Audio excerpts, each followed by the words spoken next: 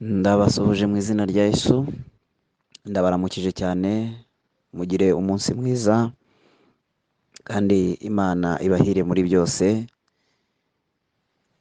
Ubasuhuza ni Pasiteri Sylvain, nkaba nifuje ko tuganira ijambo ry'Imana muri iki gitondo, kuri iyi tariki.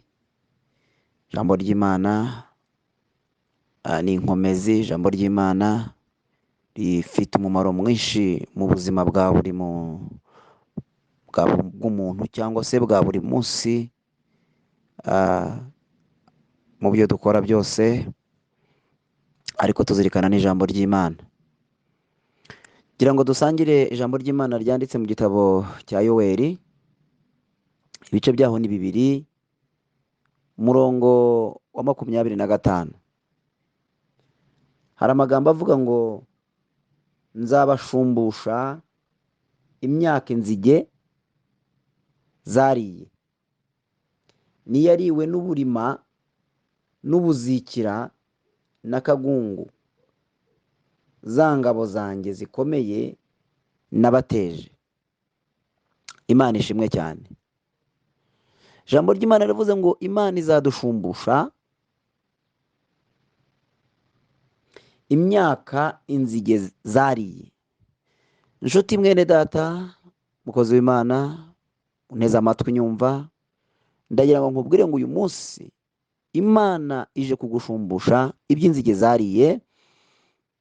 Imana ije kugushumbusha ibyo wahombye, Imana ije kugushumbusha ibyo watakaje, Imana ije kugushumbusha yongere ikuremo umutima, Imana ije kugushumbusha iby'inzige zariye, Imana ije kongera kugira icyo ikora ku buzima bwawe.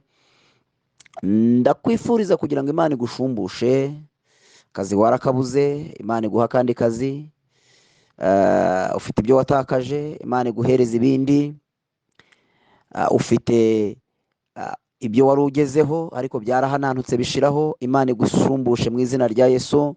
Wowe unteze amatwi uyu munsi wa none kuri iyi tariki, nari nkubwiye ngo Imana ije kugushumbusha iby'inzige zariye, kandi ukomere ushikame, kuko hari icyo Imana yongeye gukora mu buzima bwawe, hari icyo Imana yongeye gukora.